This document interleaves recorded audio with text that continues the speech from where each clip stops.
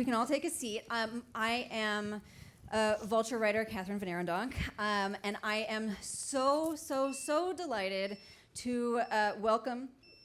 There's a loud beeping sound. Okay, the timer's been set. Wow, high pressure situation. There's like a, okay.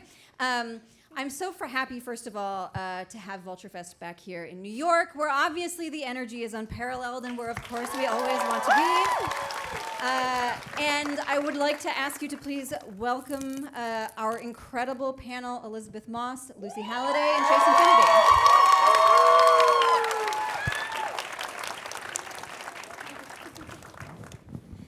I want to start by asking all three of you what it was like to enter, for the two of you, what it was like to enter this thing, and for you, Elisabeth, what it is like, this sort of, I imagine, daunting task of deciding to come back to this world. The first thing I was curious about was what elements of this project you felt like made it that you knew that it was going to be okay to continue this beloved show. Like, what were the things you were so excited about being able to keep doing? I think, I don't know, there was something so organic about it. Obviously, Margaret opened up the door for us to be able, Margaret Atwood wrote the Testaments, opened up the door for us to be able to continue telling this story and sort of gave us the permission to do that beyond our show. And so we really followed that lead. And after that, there were so many elements of Testaments that, you know, using a lot of the same people, having a lot of the same producers, showrunner, et cetera, that it felt like a very organic thing. And it never felt like there wasn't a defining moment of like, oh, this makes sense to do. It just kind of was, okay, well, we're nearing the end of Handmaids and a couple years out. Okay, what could it be if it did continue? And what would the story be? And who would it be about? And obviously following the book, it would be about the younger generation. And well, that's interesting. And it just kind of became something that was very natural and seamless, really, which doesn't always happen. So it was a very it was thoughtful, but at the same time just felt very organic. You have been the keeper of this thing that means so much to so many people. How, as you're looking at this new project, are there elements of this world that you know so well that you're like, I actually don't know this thing about this world and I am excited to explore it? Were there elements of the show that felt like interesting new territory? Yeah, everything, all of it. Like, it's so, I mean, look, I consider myself the biggest fan of the Handmaid's Tale world. I am actually its biggest fan. I am. I will defend that. And so for me, just the idea of getting to see any of these characters continue, getting to see anything more about anyone, getting to see this world continue in any way is so exciting. So for me, there's so much that is there to explore, and to me, it's all new territory, you know, and there's still a million things that I feel like we haven't done that hopefully we'll get to do, and a million things that, you know, I haven't thought of that they'll think of, and it feels like there's constantly so much to mine here.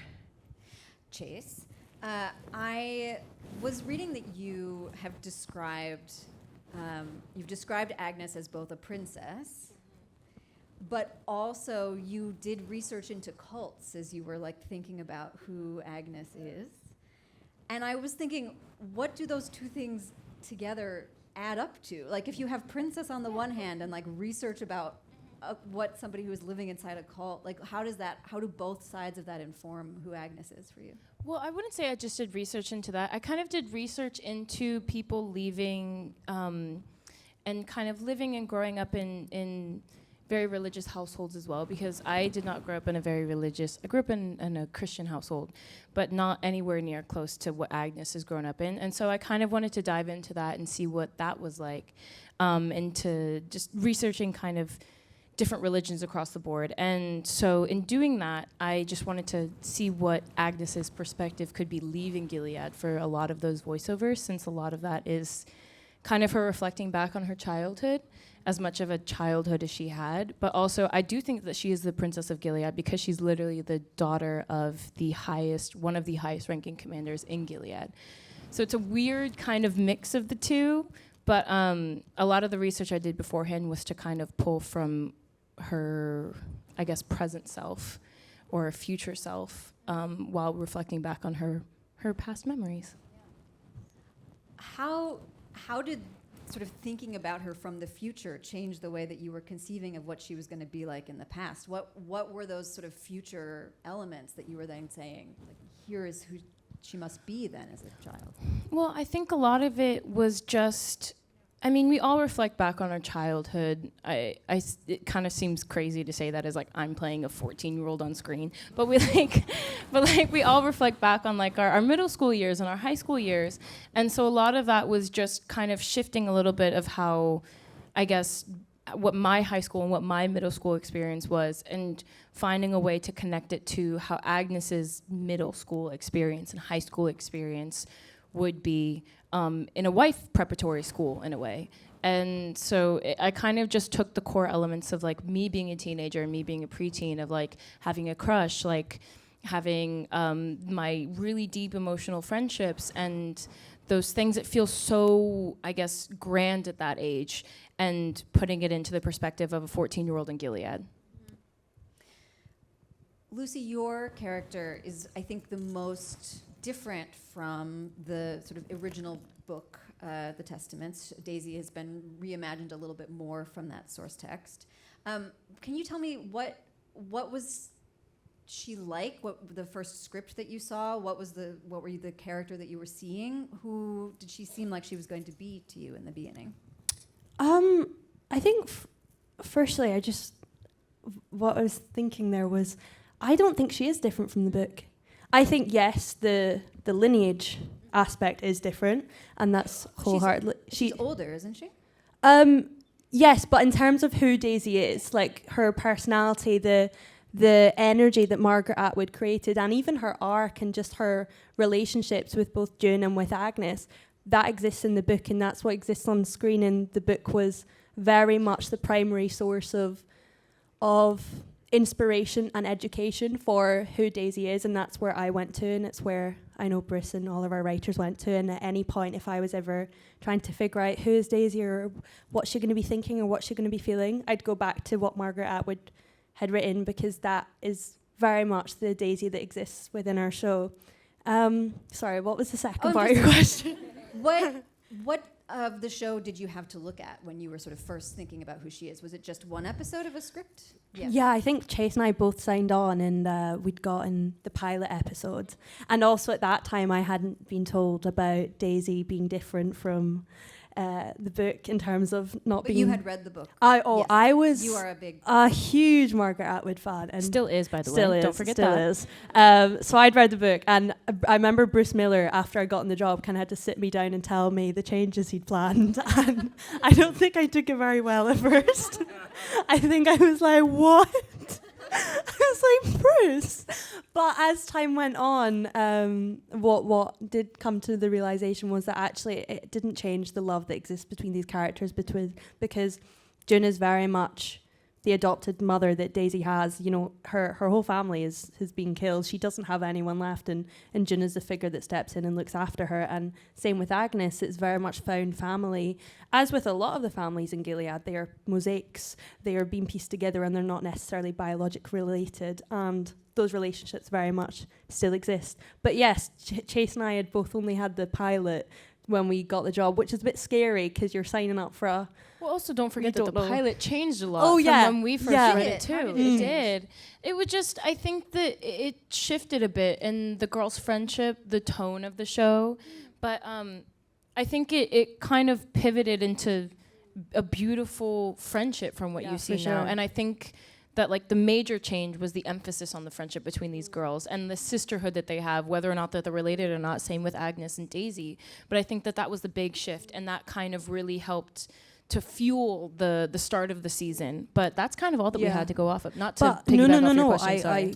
I agree, but I think it just that only emphasizes how much trust we had in Bruce Miller in this show, and the trust in knowing that what came before us was something spectacular, because we could have read a bullet point and been like, yep, I'm signing up for 50 years, because we knew that it was something brilliant, because we trusted and respected these people so greatly. And so, yes, to answer your question, circle back, we didn't have a lot.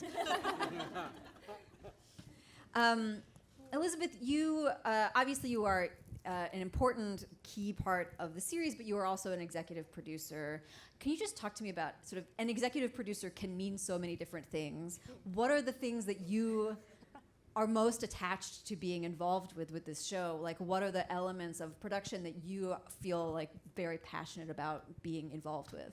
I learned early on as a producer, being very much sort of under the tutelage of Bruce and Maureen Littlefield, who's here tonight, my biggest strength as a producer is actually as an actor, because that's where I can bring something that the other producers may not be able to bring.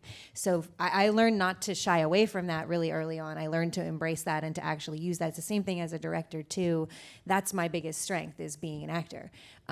So for me, it's the same thing with Testaments. It's everything that I did for 9-10 years playing June was just something that I felt I could bring as a producer when needed. I mean, we have a very good producing team. They didn't really need me, but I do feel like anything that I did bring was as the person who sort of played that central part for so long, and was just also, by the way, just there all the time, just there, just literally there every day, like all day long, like meeting all the people. I've worked with everybody on the show, like just having a real knowledge of the inside of that industry in Toronto, and being able to kind of just really speak to having worked with so many people there and locations and all of that. So for me, for me, it really is, my biggest strength is June. Thank you. An incredible strength to have. Whoop, whoop. When you had first got the cast together, did you sit down and sort of have conversations about, like, okay, this is Gilead, like, here's, the costumes are going to feel weird, like, here are the elements of, or was that something that you were letting them kind of discover on their own? How did you interact with the cast in the preparation for the show? I mean, I don't really think we did a lot of that. Like, you and I spoke because we had to work together, forced to. So we talked with Barker, our director, about the scenes that we had to do, but no, I mean, it's a funny thing, because there is a sort of sense of passing the torch and the next generation, and I get asked obviously a fair amount, like, what have you taught these girls, or what have you passed on? And I always say, like, it's, for me, I didn't want to pass the torch. I wanted them to light a new one. Like, it was not about that at all. And I feel like at times I've obviously got to work more with you than you, but observed you quite a bit. And it's like they're, 65-year-old theater actresses. Like, it's like they're professionals. They know what they're doing there. It wasn't any different than working with Ann Dowd. It wasn't any different than working with all of the incredible people I've been able to work with. So I didn't feel like I had to teach them anything. And in a way, you also don't want to mess with the freshness of it. That's kind of one of the things I think we were really excited about, was the idea that, no, we do want something a little bit new. Like, I mean, no offense to me, but we did watch that for a while. And, it was great. And it's time to maybe do something a little new. And that was something you don't want to tamper with, too. Like, I'm not going to tell her how she feels about wearing that costume. I want to know how she feels about wearing that costume, So no, I didn't feel like I needed to tell them anything. We just had actor talk. Yeah, deep actor talk. What are you having for lunch? Exactly. What's your nap system? You did teach me that. I did. Wait, what's the nap system? Lizzie taught me. I remember, so my first ever week of filming on this show was Lizzie week. It was only me and Lizzie. And I remember her teaching me, because we're on a night shoot and we had a break, and you were like, are you going to go for a nap? And I was like, I can't nap. I'm not a napper. And Lizzie said, you need to become a napper. In this industry, you need to learn how to take a nap. And I've carried that with me. That's what Lizzie taught me. I'm so proud. Wait, but how do you take a nap as a non-napper? Do you have tips? What's the no? Get it done. Great. Yeah. I I did want to ask about the costumes, though, because they do feel like the kind of thing that shapes so much of how these people move through the world. Can you talk about, I'm curious first what it was like the first time you put the costume on. What did it feel like? What did they seem like they would be restrictive to wear. Do you remember the first time which of the costumes that you first were fitted for? Well, I'm in plum most of the time, so it was one of the plum outfits. And I remember the first time I put it on, it kind of felt like armor almost. And I was like, oh my God, this is such like a fun costume to be in. But then it's that first day on set where you're in it for like 12 plus hours and you're like, oh my God, okay, and now I know what it's like to like live in this costume. And they're so beautiful, and the costume design of the show is so spectacular, and the little key elements that are in it kind of inform a lot of how you move in the world and the way that your character views the world. And that's kind of why I say that Agnes is a princess in a way, because I think that the way that she carries herself in the world is very specific of how she moves in that costume, and I really didn't find that until I put it on for the first time. And you have to hold yourself up kind of very straight and very put together, because even though that the costumes are made to fit all of us specifically, it still is very restrictive, and you learn how to walk in a different way and you learn how to move in a different way. And I think that was very informative, not only for me but for Lucy, and kind of how a plum views the world versus how a pearl girl views the world. But I won't speak for you on that part. But No, yeah, for sure. I think because I had the fortune of having some time in Toronto and then some time in Gilead, I got to experience what it was like to wear two very different costumes, mobility-wise. And so to jump from filming a scene where I was in jeans and a T-shirt and could cartwheel or skateboard or whatever, to then go the next day literally having to stand like this because I couldn't bend over or like lift my arms, was like, okay, this is what it feels like to now enter Gilead. And that helped massively to understand what Daisy would be feeling in that moment, because it is physically such a contrasting world to reality and to the outside world. And as Jay said, it helps massively to have elements like that. Do they catch your breath? Is it your shoulders? I'm just trying to understand exactly, like, physically how it changes your stance. just imagine, this is going to be a very strange analogy, okay? And this is just for our costume specifically. Imagine somebody takes a little pole and attaches it to your back. I'll say this is for the plum costume. Imagine somebody takes a pole and attaches it to your back and then wraps it with like saran wrap, and you have to stand up straight. Otherwise, you feel like it's kind of pushing into different parts of you, and it forces you to stand up straight. And I think that, I mean, the one thing I definitely got from this costumes is I got great posture. Because it really forces you to sit up straight and stand up straight, but that's also something that the girls would have learned in Gilead, and I think that that's something that you have an idea of going into the world and reading the scripts for the first time, but it's not until you put it on that you're like, okay, this is actually what it is like. And if you don't stand this way, if you don't present this way, then you will be, in a sense, kind of, you'll be corrected.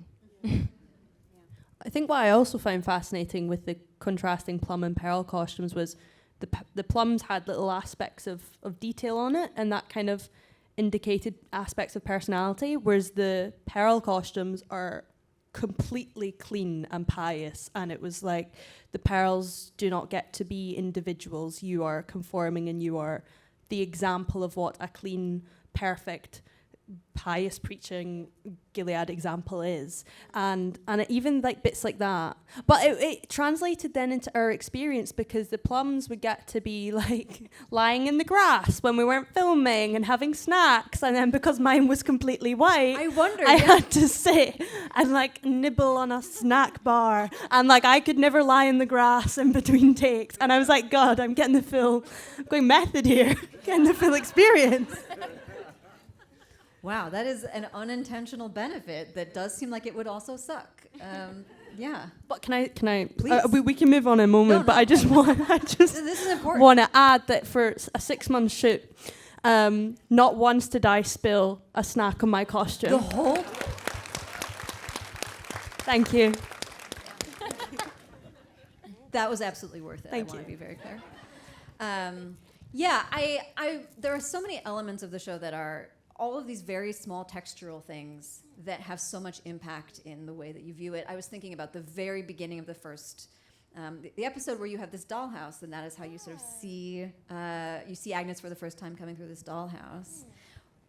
can you tell me about like Agnes's room? What that set is like? Where is it? Is it in a soundstage, or do they have? Yeah. It's in a soundstage, and it is huge. It is like bigger than my apartment because that room is so big. But I think that like that was something else that kind of like having day one be shooting that scene through the dollhouse, and you're Is that kind your of first day? That was my first day. Really? Was literally the opening of the show. And I mean, correct me if I'm wrong, Warren. Warren Littlefield is right here, guys. Applause to him.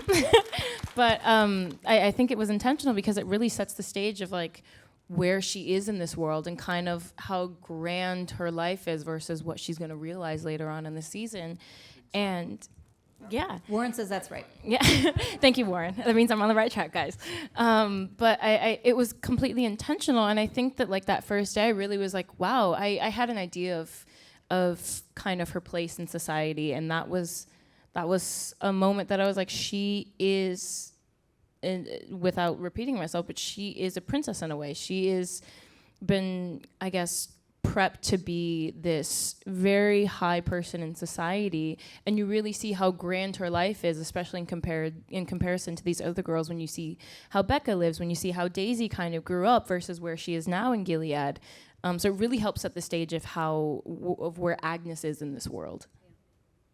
We talked a little bit about it at the beginning, but I wanted to ask a little bit more about voiceover. When did you record voiceover?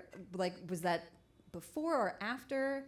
I ask just because I'm curious whether the knowledge of what those performances of your future selves are going to be like, how that changes how you're performing the scene in the moment.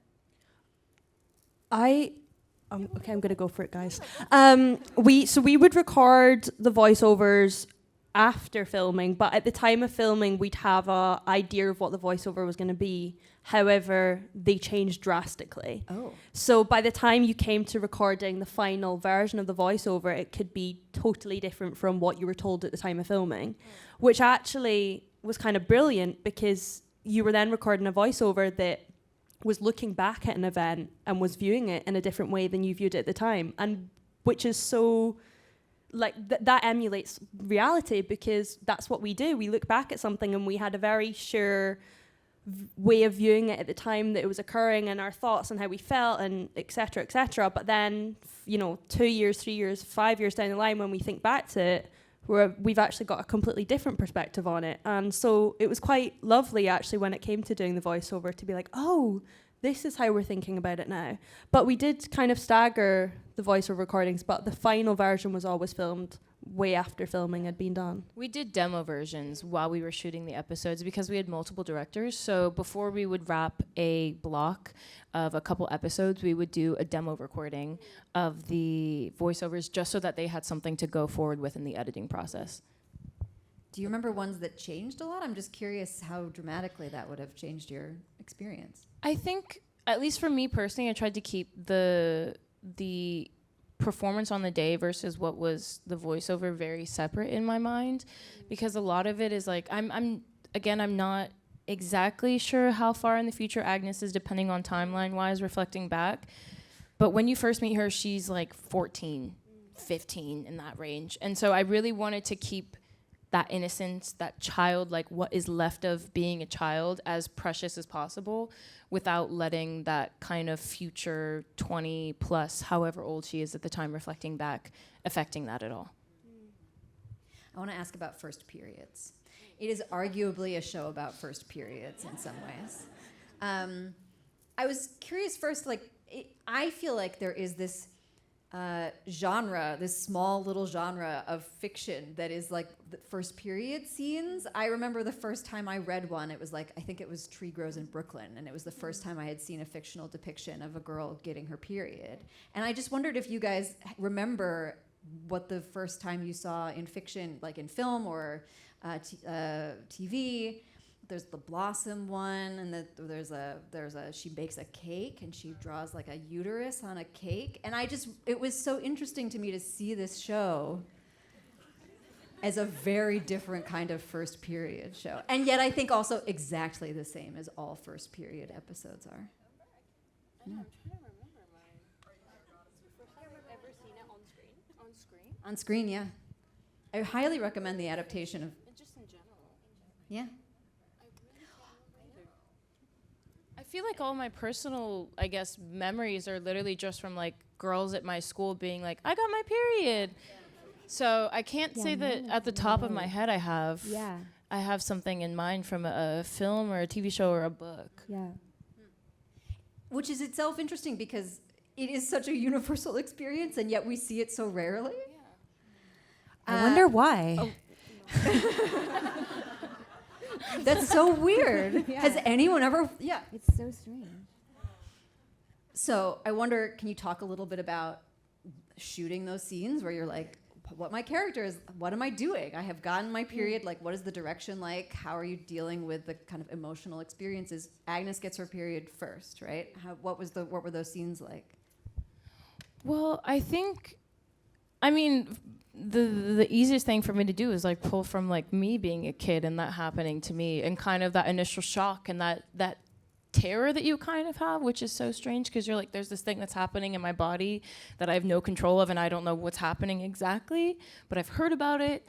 So a lot of that was just like me pulling from me being however old I was, getting my period for the first time. I mean, granted, our circumstances are very different between me and Agnes, but I mean, at its core, Agnes is getting it for the first time. I was like, I'm just going to pull from those past experiences as much as I can.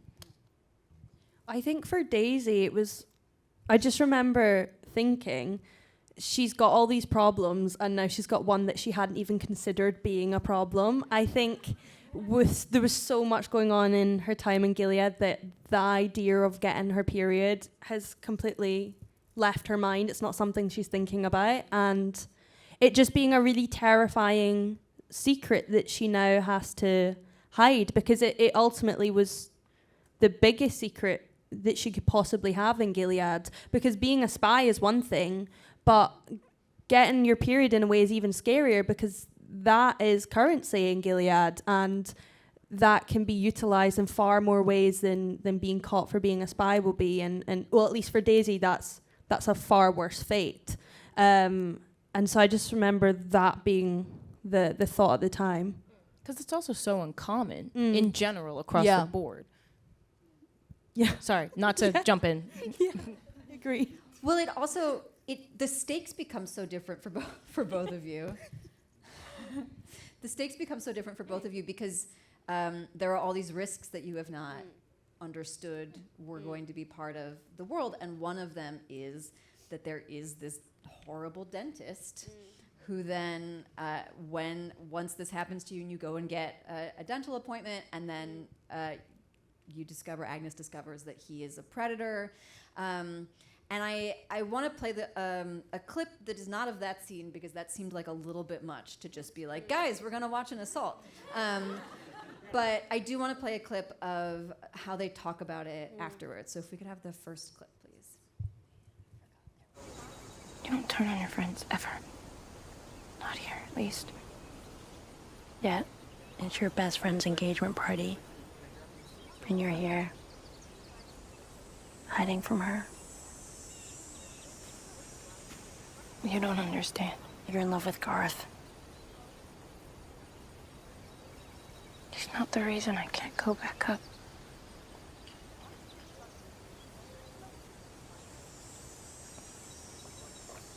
I can't be around Becca's dad. He did things to me.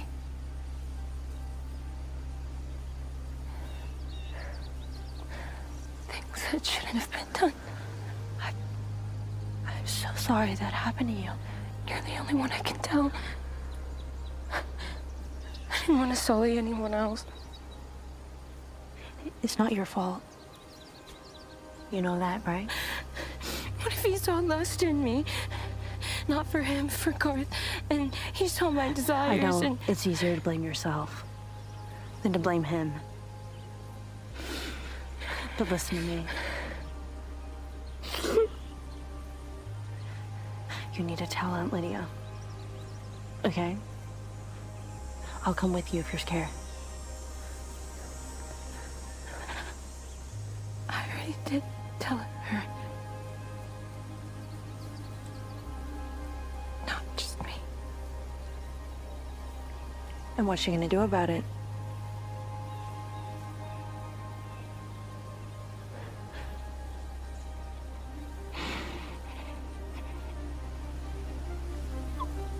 really glad you told me.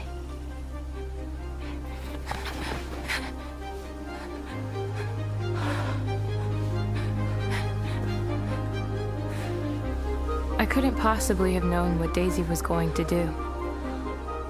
Like I said before, never trust a fucking Pearl girl.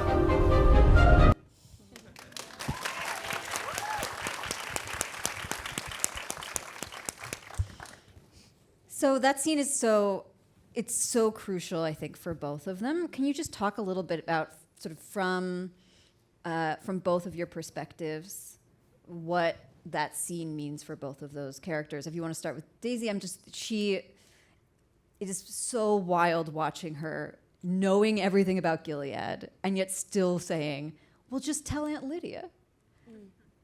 I think up until that moment, Daisy still has a semblance of belief that Aunt Lydia or that these aunts have the girl's best interests at heart. And yes, they've got a roundabout way of doing things. And yes, the overall arching ideologies in Gilead aren't the best interest for these girls, but that the actual aunts do have the best interest for them. But I think in that moment, that's when that crumbles, because that's when Daisy realizes there's no one protecting them truly, and there's no one willing to stick up for them and actually put their neck out and help them. And I think that really lights a newfound fire of disdain for Gilead in this regime, because I think she's already had so many things to be angry for, and so many reasons to be against what's going on in Gilead. But I think up until that moment, her fire has been very much fueled by her own personal vengeance for her family, and then that's the kind of shift where it's actually the vengeance now should be for these girls, because they deserve far more than what they're getting.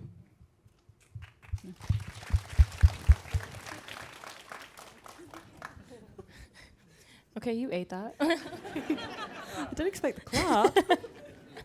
I feel like for Agnes, that's like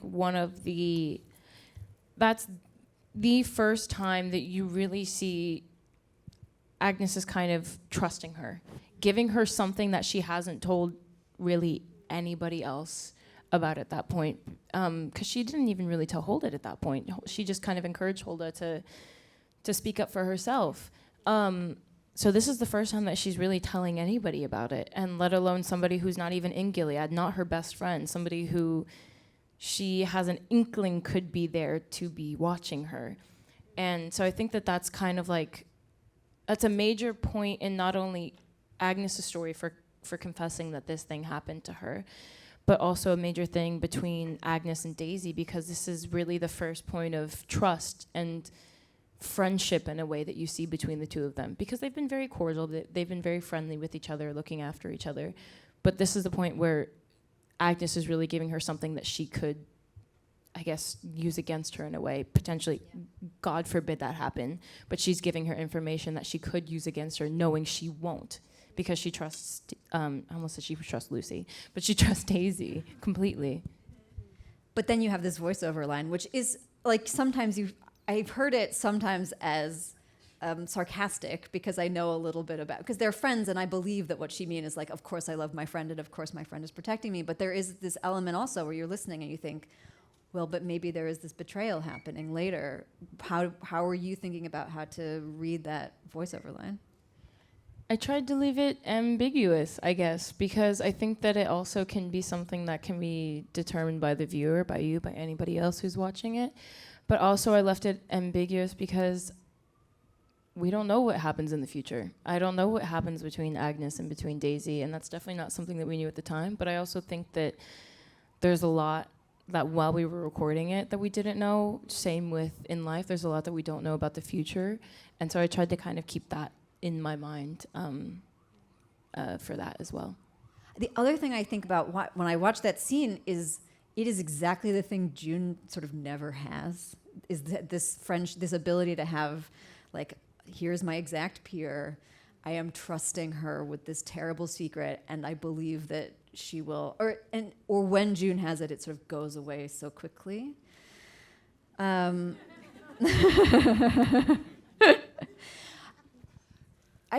As you have been a part of this spin-off sort of extension series, what is it like to be this character who is so wounded, but who is in this world that, for however horrible it is, like friendship is still fundamentally the engine that runs this thing? Is June sort of outside of it? Is she looking in on what these young girls have? Yeah, I mean, I think that from June's perspective, none of this should be trusted. Yeah. Like, none of this is going to work out well. This is not a good idea. None of this should be happening. This is all bad, you know? And obviously, part of June's journey will be dealing with that, because I think the reason why I think it's interesting to play June again and to take her into this world, for me, the essential core thing is, you know, she's been trying to get her daughter back for all of this time. That's all she's been trying to do. It's been the most important thing to her. And what happens if her daughter doesn't want to go? What happens if her daughter doesn't remember her? Because she didn't the last time I saw her, you know? And that was quite a few years before this.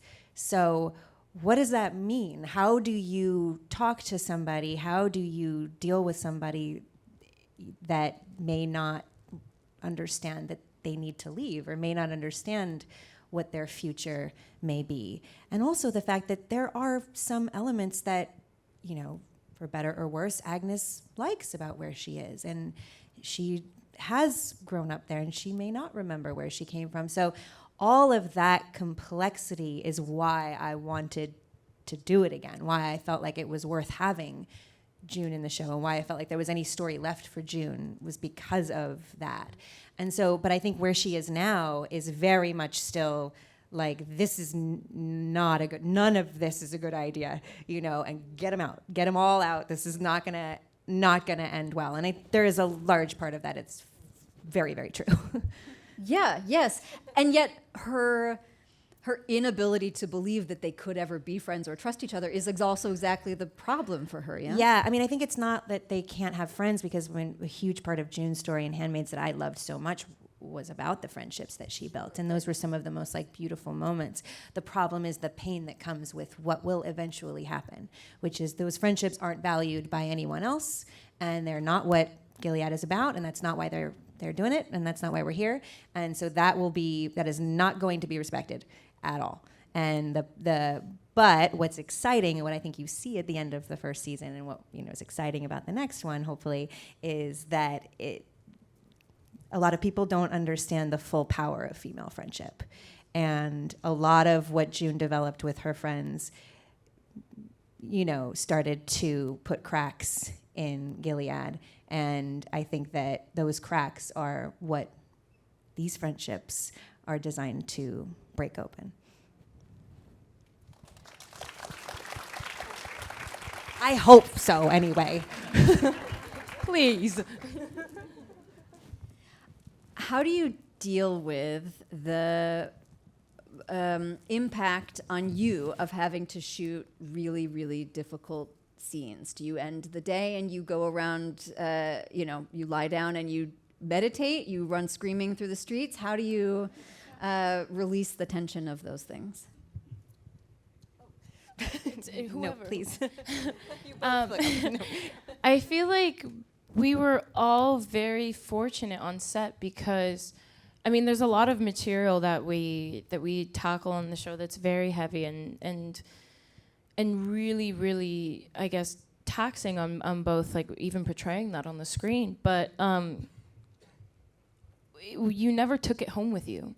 And I think that is all 1,000% to our cast, to Lucy, to all the other girls who are on our show, but also to the crew, because they helped to create this set and this environment that is so safe and so supportive, to where you could have those difficult moments on the day and you wouldn't feel like you were carrying it home with you, because there would be people there to kind of support you after you would finish those moments. Like, I remember one of the days, there was a scene where Agnes has a breakdown, I think after Hulda confesses what happened to her with Dr. Grove.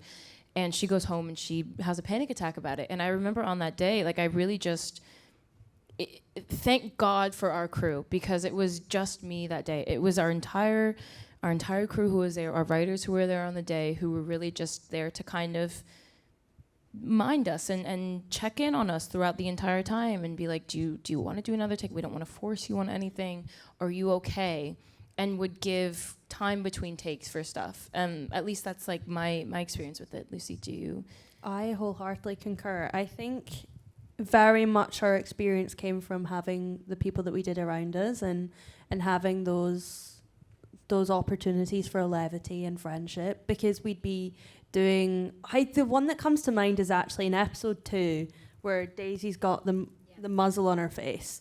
And I remember that being one of the most fun days on set, because it was so filled with Wicked singing.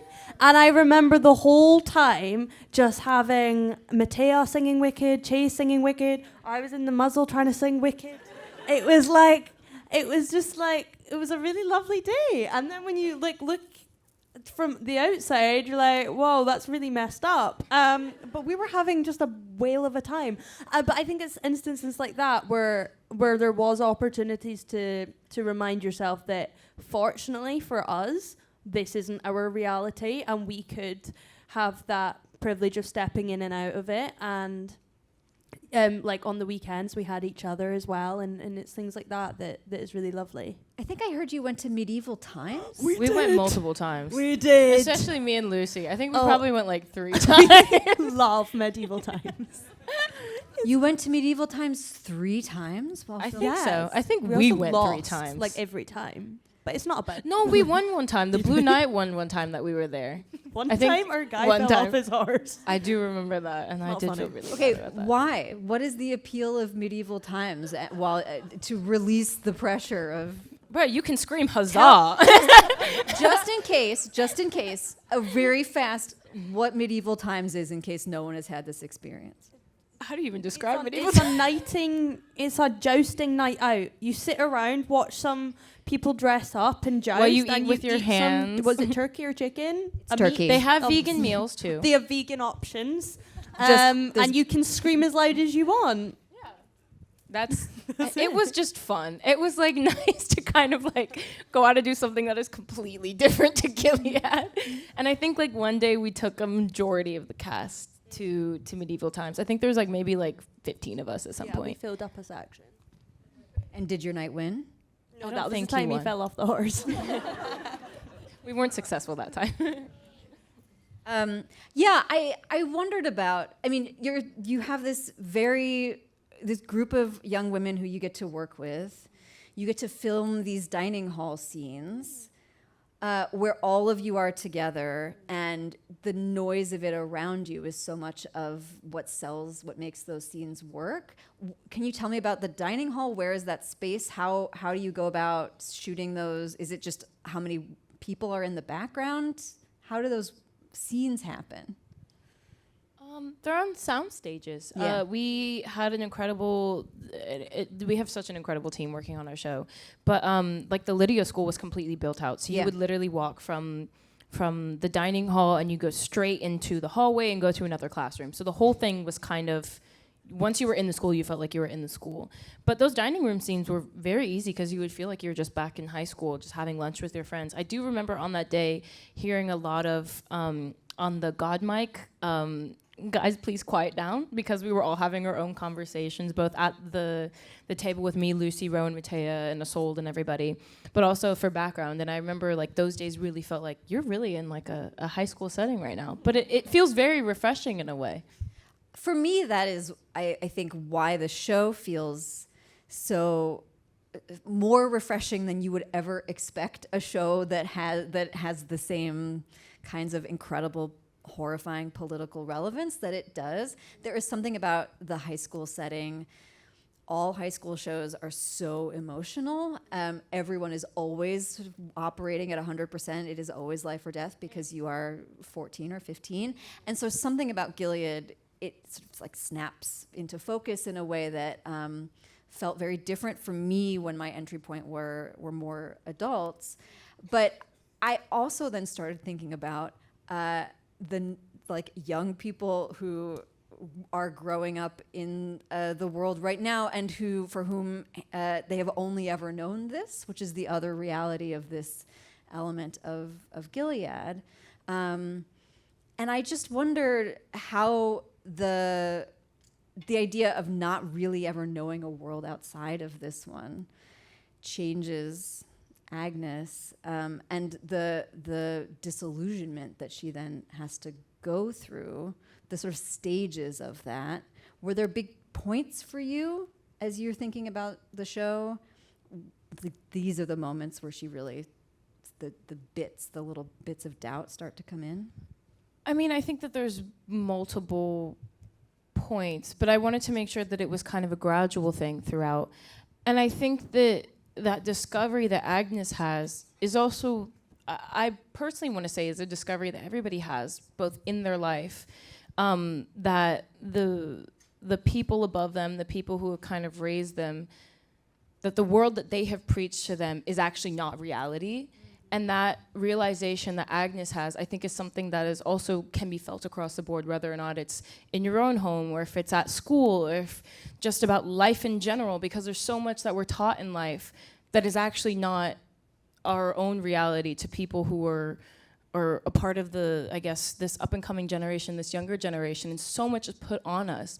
But I think that was something that I wanted to kind of bring forward with Agnes and her discovery, and not have it be moment A, moment B, and kind of pick specific points. But I think that there are breaking points. I think that once she realizes that Becca has no one to protect her in this world, and Agnes is going to do everything at that point to protect her in the best way that she can, I think that is something. When she meets Daisy and she understands how much Daisy kind of sticks her neck out for these girls, even though she doesn't completely know them, I think that that's also a point. That's a learning point. But I wouldn't say that while we were filming it, I was like episode 2, scene 5, episode 5, scene 6, kind of, it was a gradual thing that I wanted to make sure to maintain. Elisabeth, you have been answering the question of why this show is so relevant to the world for a long, long time now. And I'm curious whether in your relationship with this show and with this character, whether you feel like the answer has, what you know about that answer that's different now than it was when you first started having to think about it, whether that answer has changed, or whether it's just no, I keep shaking you and no one seems to have realized. That's a very difficult question. I think that I hope it's changed. I hope it's changed as, of course, I've grown as a person, as I've hopefully matured in the last decade and learned a thing or two. But as far as exploring it through the show, I mean, I think that's just what became so interesting about Testaments, was we've sort of been beating it over the head from this one angle, and that has gone the way that it's gone, and it was great and it was terrible, and there were things that we explored, and then how do you keep shaking the tree? How do you keep asking the question of, why are we doing this again? Why are we here? Why do we keep making the same mistakes? And the idea of being able to look at it through these different lenses, these, I mean, they're just hopefully more hopeful, hopefully more, hopefully stronger, these people that have an idea of maybe what we can do.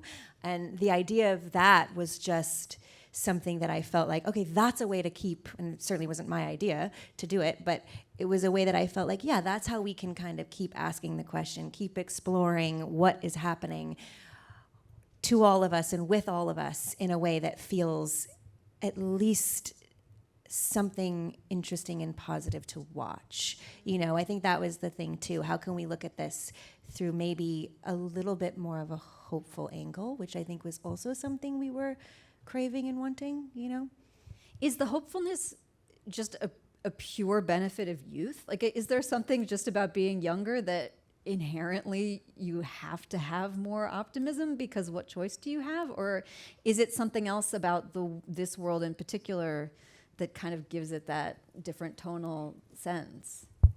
I would prefer this generation to answer that question about their generation. What? Run me by the question. I'm curious. I'm locked in.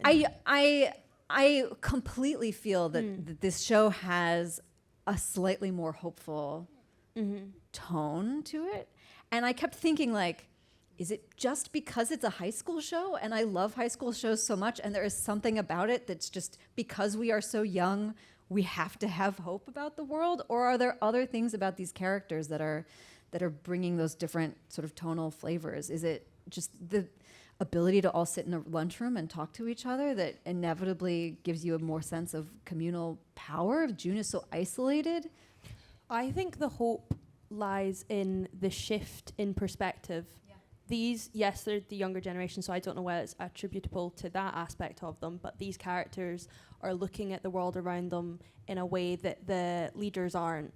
These characters are picking apart the problems and the downfalls to the Gilead regime in a way that they weren't inherently taught to do. They weren't brought up that way, but they've found those flaws themselves, and with each other, they are starting to pick apart that world around them and realize that the illusion and what they were raised to think isn't necessarily the best thing to think. And I think that's where the hope lies, is the ability to question what you've always been taught and the ability to question what these very powerful leaders in the Gilead world are preaching. And I think that's where hope lies, is when you can step out and look at something differently from the way that you are told is the right way to view it. And whether or not that's because they're young, I don't know, but I also don't think the ability to change your perspective lies solely within the youth. I think we're all capable of that. And I think maybe it starts in the youth and maybe it spreads upwards to other generations, but I also don't know if that's true. I think it can flourish in all generations, but I think hope is just the ability to see what you've been shown and realize that there's flaws within it. I There's think something. that's a perfect answer. I kind of don't want to pitch in now. But I was going to say, like, a prime example in the show is literally when Aunt Vidala has that awakening. And she's like, how can I actually help in these girls' lives after kind of being sidelined? And I don't think that Lucy's answer is completely perfect, but I think that you see an awakening in other characters in the show, whether it be Aunt Vidala or you see it kind of in Aunt Liddy when you first get her perspective, going back to that stadium and then seeing present day. I think that you see it not only in the youth, but I think that the adults in Gilead kind of have that realization because of the youth. Yeah. I think it's more about coming from the inside of Gilead. That's the thing that June and the resistance is always understood. And June is especially understood, which is why she went back when, she shouldn't have. Like, it's because she knows that you have to break this regime apart from the inside. So I hesitate to say that it's just something called youth, It is another generation, but there's something about them having something in the inside that no one else can get to, and breaking it apart from there, which, to your point, it's not just the girls, it's also the aunts, it's also the others, Yeah. I think what's also interesting is it's not just the girls in Gilead that change their view about how they feel about Gilead. Daisy has that same 100%. approach. She comes into Gilead with, don't get me wrong, I love Daisy, I think she's cracking, but she's got a very flawed view. Like, she comes in, she's got a very strong preconceived notion of who she thinks these people are. As far as she's concerned, she's better, she's from a better place, she's nothing like these heathens that were raised here. And yet, as the series progresses, that sentiment definitely dissipates because she's understanding their value in the fact that they are human beings, just like she is also a human being. And I think that just links again with reality. We are so used to forming ideas about groups of people whom we know nothing about, or marking ourselves as being better than someone else when we have never interacted with them in our lives. And I think that's just another example within this show of the shift in perspective and actually benefiting from each other. Agnes and Daisy both change how they view each other by interacting with each other, and I think that's wonderful. I want to... You're killing it. Live reactions are amazing. It's fun, isn't it? We're almost out of time, but I want to show one more scene that's from the last episode that also I think goes to a lot of what we've just been talking about. So our last clip, please. Hi, Daisy. Holy shit. So good to see you. I knew you'd step up. Are you gonna get Becca out? No, we're getting you out. What? Come on. No. That's not what I want to do anymore. You haven't been listening to your handler, Daisy. You've been threatening Mayday and you become a liability. Because I won't let my friend get executed? Rita warned you this would happen. I warned you. Sometimes you are going to have to stand by and watch people you care about become collateral damage. And it's gonna feel like shit. She's not collateral. Not to me. And she doesn't have to be damaged. And I'm not standing by. That's the whole fucking point. We are going to win, Daisy, but you cannot put the people who are fighting for that at risk just because you think one person is special, all right? Get in the boat. I'm not just gonna give up on them. Like you. I might never get my daughter Hannah back, but I will die fighting so that she can experience freedom as a woman, as a human being. That's what I'm trying to do. I'm trying to fight to save these girls, and you're telling me not to. You cannot save them yet. They don't know they need saving. Let me try. If you knew them, you would give me a chance. They have crushes and things that they want, and they find a way to live real lives. Becca's so strong. She did some crazy shit to protect her friends, to protect Agnes. Hulda doesn't have a mean bone in her body, and Shunammite, she'd cut a bitch to defend her friends. Seriously, these girls are Is she your age? Agnes, is she your age? Yeah.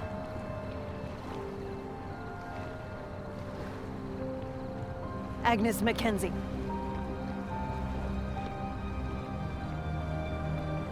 Oh my God. She's yours. She's the one you left behind.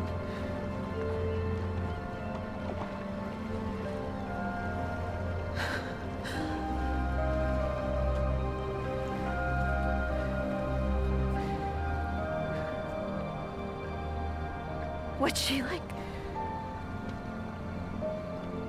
She's one of the bravest people I've ever met. She's beautiful and kind. She thinks she's funny, but she's not so much, actually. She's just a really good person.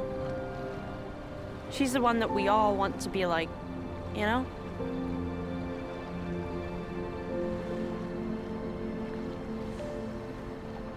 Is she happy?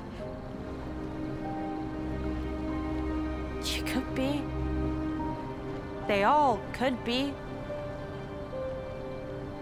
I can do this. You know I can. Fuck it, you knew it even before I did. Gotta go. No. No, Daisy, I'm sorry. But I am not gonna risk another one. I am not gonna let you die. You may be okay failing at this. I'm not. It's my turn now. I might fail and I might even die, but it's my choice. You need to learn to believe in someone other than yourself, June.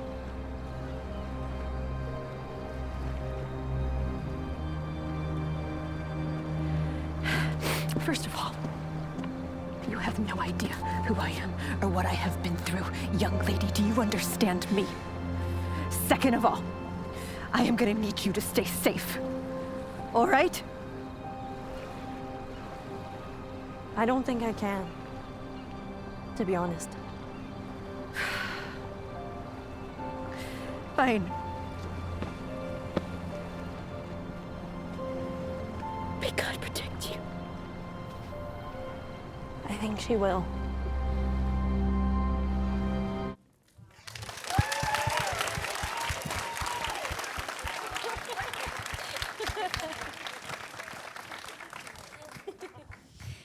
In the few moments we have left, I just want to ask what it it was like shooting that scene. What did it feel like watching it back just now? I love that scene. I think it's such, I didn't write it, it's a beautifully written scene. And it's, for me, the opportunity to get to, that's why I wanted to come back, is to be able to do stuff like that. And, the idea, I talked to Bruce a lot about, and talked and discussed about whether or not June knows where Agnes is. And he convinced me, and I wasn't on this side at first, but he really convinced me that she can't know exactly where she is. She knows she's there, obviously. She knows she's in Mackenzie. She knows all this stuff, but she can't know exactly where she is. And I was like, really? Okay. And he was so 1,000% right, because what you get to see then is the moment on camera where she realizes where Agnes is. And you want to see that on camera. You don't want to know that before. You want to see that happen live. And so he was so right there. I really have to hand it to him. But it was it was such a fun night, wasn't it? It was amazing. Yeah, it was really cool. It was a very, I'm very grateful I had that experience with you. Yeah. I agree. It was I'm not grateful you did it with me. I agree. I had a lovely time. You can be with grateful you. you had that experience with I'm really me. glad you got to meet me. I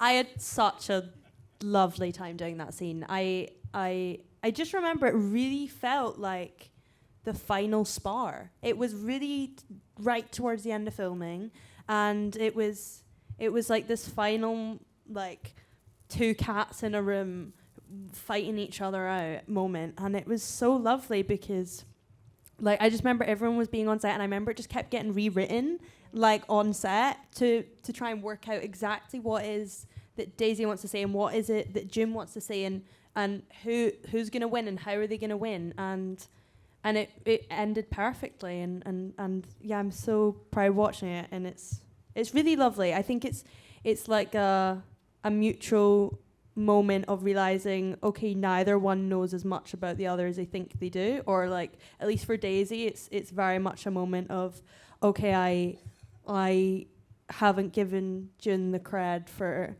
how much she's gone through and how much she's done already in her life, and I think there's a newfound respect there and a newfound love, and I think that, as I spoke earlier about that mother relationship, I think that scene really cemented it for me, and I think it cemented it for Daisy, where she was like, this is my found family, and regardless of biological lineage, this is a person that she has a lot of love and admiration for. Also, I didn't know if that was, because we didn't know about a season 2 at that point, so I didn't know if that was going to be the last time I would ever play June. So there was that too, where I was standing there going this is going to be it. For real it. Well, let me just end by then asking, it's not going to be it. Are you guys shooting season 2? Do you know when that's going to start happening? Sometime soon, hopefully? Yes, sometime very soon. Very soon.